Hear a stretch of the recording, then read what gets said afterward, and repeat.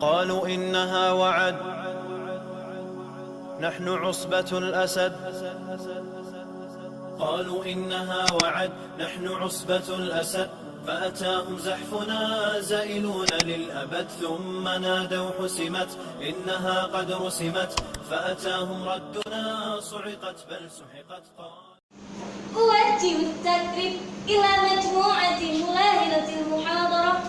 أوجه التكريم إلى رئيسة الجلسة. أوجه التكريم إلى جماعة مشاهدة المحاضرة. السلام عليكم ورحمة الله وبركاته. وعليكم السلام ورحمة الله وبركاته.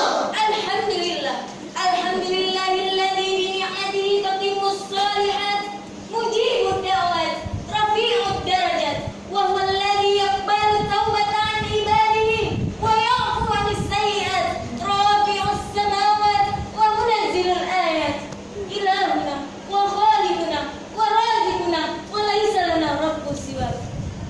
ثم الصلاة والسلام بهاتين الكلمتين ملازمتين إلى سيدنا وحبيبنا وشفيعنا محمد صلى الله عليه وسلم، وصفيته من خلقه حبيبه، أرسله الله تعالى بالهدى ودين الحق،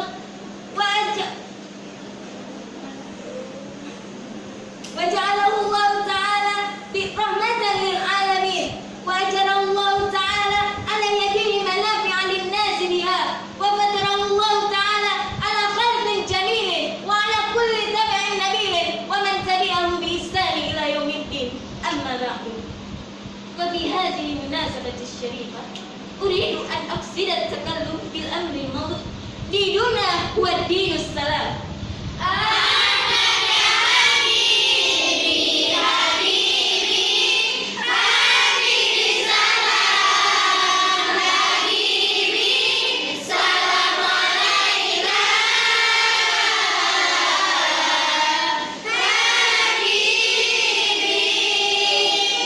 كما عرفنا أن الدين السلام هو دين الإسلام، أمر لنتصالح، أمرنا الإسلام لنرحم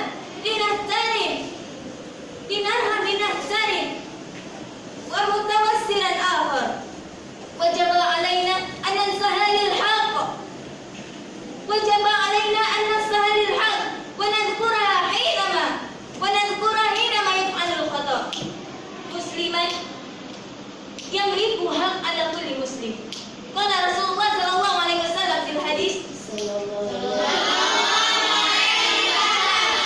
أبي هريرة رضي الله عنه قال رسول الله صلى الله عليه وسلم: حق المسلم على المسلم 6: إذا لقيته فسلم عليه، وإذا دعاك فأجبه، وإذا استنصحك فأنصحه، وإذا عطش فحمد الله فشمته، وإذا مرض فعده، وإذا مات فأتبعه.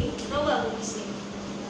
وغير ذلك، وجب علينا أن نتصالح بجيراننا.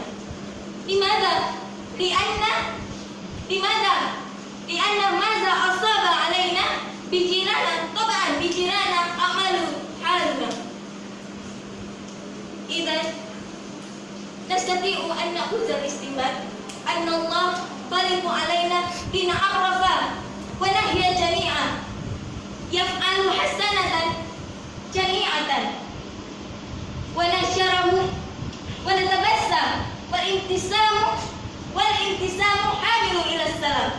ودين الإسلام ينسع للسلام. لماذا؟ لأن هذا هو الدين السلام. وقال الله تعالى في القرآن الكريم سورة آل عمران آيات 29: أعوذ بالله من الشيطان الرجيم، بسم الله الرحمن الرحيم، إن الدين عند الله الإسلام، وما اختلف الذين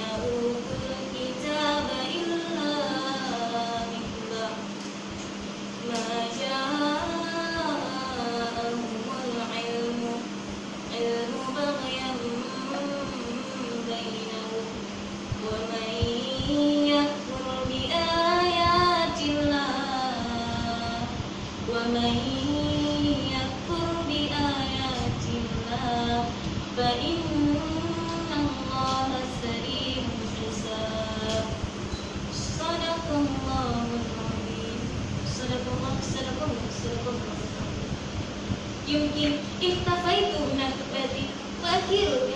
السلام عليكم ورحمة الله وبركاته. وعليكم السلام ورحمة الله وبركاته. قالوا إنها وعد، نحن عصبة الأسد. قالوا إنها وعد، نحن عصبة الأسد. فأتاهم زحفنا زائلون للأبد، ثم نادوا حسمت إنها قد رسمت. فأتاهم ردنا صعقت بل سحقت.